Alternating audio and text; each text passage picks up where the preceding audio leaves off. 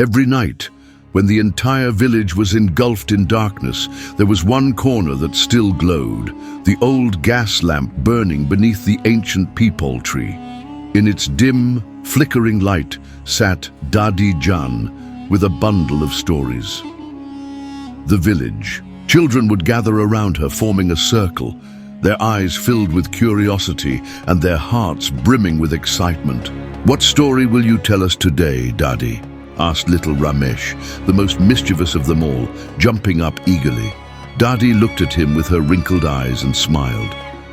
"Today's story is about a king who lost everything because of his arrogance." The children held their breath. The cold wind rustled through the trees, making the gas lamp's flame flicker, sometimes bright, sometimes dim, as if dancing along with the ups and downs of the tale. "Once upon a time," Dadi began, "there was a mighty king, King Virendra. He had countless treasures, but his arrogance was so great that he ignored the suffering of his people." Suresh, the eldest of the children, leaned in. "Then what happened, Dadi?" Dadi smiled and continued. "One day, an old sage from the jungle warned him that if he did not care for his people, his kingdom would be destroyed. But the king laughed and dismissed the sage's words. At that moment, the youngest child, Gopal, who had been silent until now, spoke hesitantly. Then, did the king really lose his kingdom? Dadi slowly nodded her head. Yes. The king did not listen to the sage, and within a few months a terrible famine struck.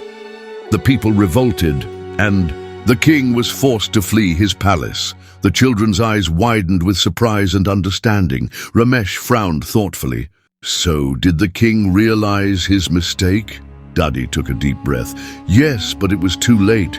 He wandered through the forests, but no one came to help him.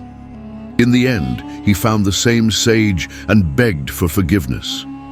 Just then, a gust of wind passed through, making the flame of the gas lamp flicker slightly.